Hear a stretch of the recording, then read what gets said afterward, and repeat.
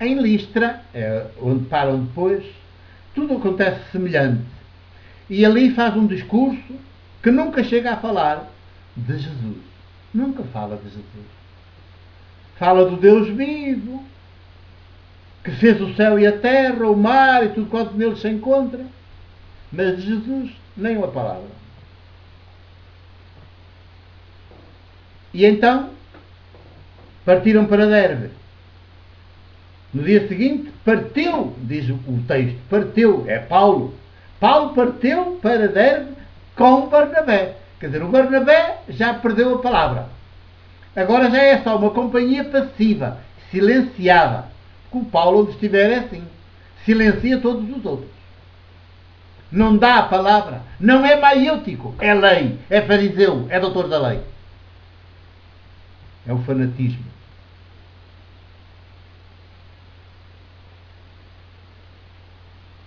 Partiu para Derbe. Com o Barnabé. A acompanhar, mas calado. Anunciaram a boa nova àquela cidade. E depois resolveram ir de novo a Antioquia, de onde tinham partido.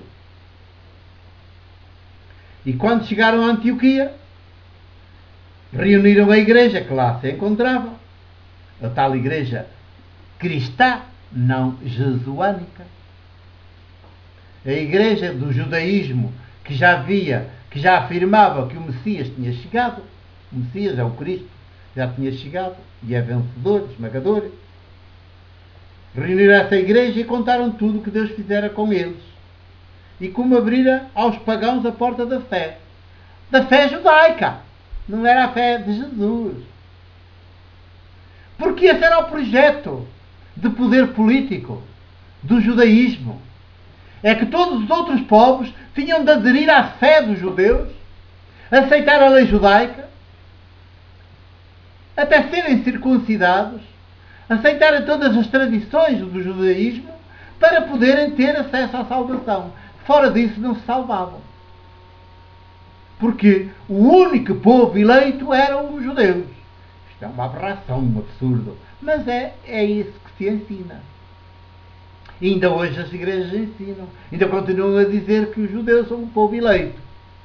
O povo escolhido por Deus e os outros povos. Ainda se ensina essa mentira. Que Jesus destruiu pela raiz. Todos os povos são o povo de Deus. E ninguém suporta, entre o judaísmo, do judaísmo, nem, os chefes não suportam uma tal tese. Que todos os povos são o povo de Deus. O quê? Contra 1000 anos de história? Só pode estar louco. Mas Jesus é quem tem razão. É o que quer dizer, ressuscitou. Deus deu razão a Jesus e não aos que o mataram. Não ao judaísmo. E por isso o judaísmo deve desaparecer. Viva aos judeus, mas o judaísmo deve desaparecer. Que é uma aberração, uma concepção aberrante, idolátrica, puramente idolátrica. Mas todos os ismos, todos os chamados nacionalismos, que no fim e ao cabo, todos os povos lá nas suas origens sempre se pensam povo de Deus. Cada povo se pensa, eles é que são e os outros não. Não, Jesus é diferente. E então, quando contaram essas coisas, porque falaram que alguns não-judeus, pagãos, portanto, os não-judeus eram considerados pagãos, eram todos pagãos, também tinham aderido à mesma fé judaica, do judaísmo. Mesmo assim, alguns que tinham descido da Judeia, portanto do centro do judaísmo puro e duro, ensinavam aos irmãos: mas se não vos circuncidardes de harmonia com o uso herdado de Moisés, não podereis ser salvos. Estão a ver? Cá está. Não podereis ser salvos. E depois de muita confusão e de uma controvérsia bastante viva de Paulo e Barnabé, sempre Paulo em primeiro lugar, contra eles, foi resolvido que Paulo e Barnabé e mais alguns outros subissem a Jerusalém para consultarem sobre esta questão os apóstolos e os anciãos. E é assim que em Jerusalém vai acontecer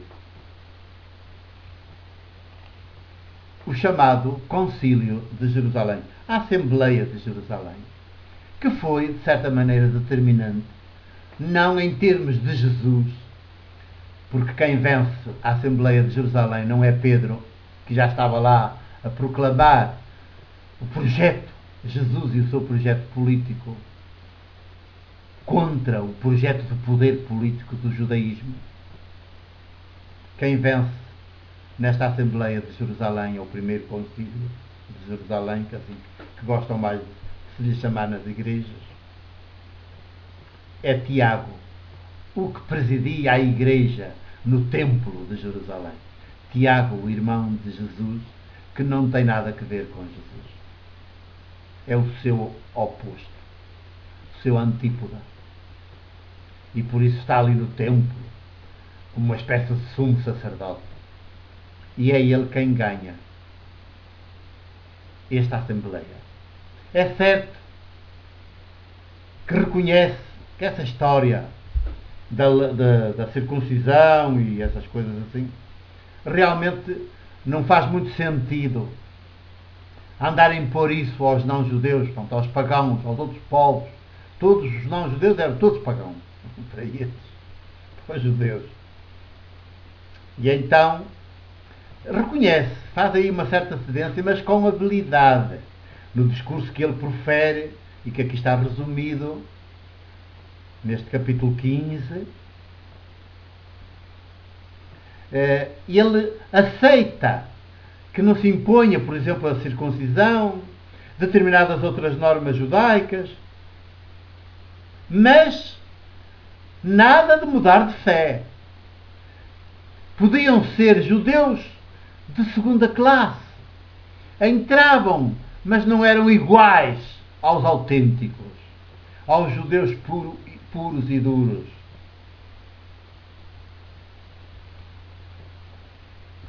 E por isso ele diz: irmãos, escutai-me, Simão contou como Deus, quer dizer, fez uma interpretação deturpada, propositadamente deturpada, do que o Pedro tinha dito. Pedro, que já é de Jesus. Simão contou como Deus, desde o princípio, se dignou intervir para tirar de entre os pagãos um povo que fosse consagrado ao seu nome. Mas estes pagãos que vinham tirar de entre os pagãos um povo que fosse consagrado ao seu nome, quer dizer que eles se iam tornar judeus de segunda classe. Porque citam um texto que diz, depois da Bíblia, depois disto hei de voltar a reconstruir a tenda de David, cá está o David, a fim de que o resto dos homens procure o Senhor, bem como todos os povos que foram consagrados ao meu nome. Mas, portanto, vão entrar no judaísmo, embora dispensados de umas quantas coisas, porque o povo de Deus único, são os judeus. E, portanto, agora Deus, da sua misericórdia, não sei o quê, também entre os pagãos vai fazer com que alguns entrem no judaísmo. Escolheu alguns para aderirem aos judeus, tornarem-se uma espécie de judeus de segunda classe. E assim serão salvos. Todos os outros eram réprobos, estavam todos tramados, todos perdidos. Era uma heresia. E nem assim se importavam com esta teologia. Idolatria.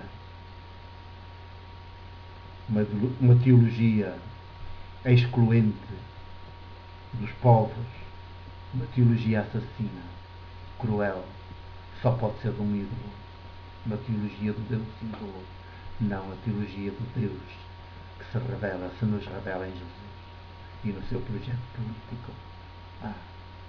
Como Jesus, só Jesus, e ninguém o entende. Aqui Paulo é um desastrado por completo, e já iremos ver em concreto como é um desastrado por completo. E as igrejas continuam aferradas a este Paulo desastrado, não ao Paulo que finalmente deu a sua adesão a Jesus. Já perseguiremos.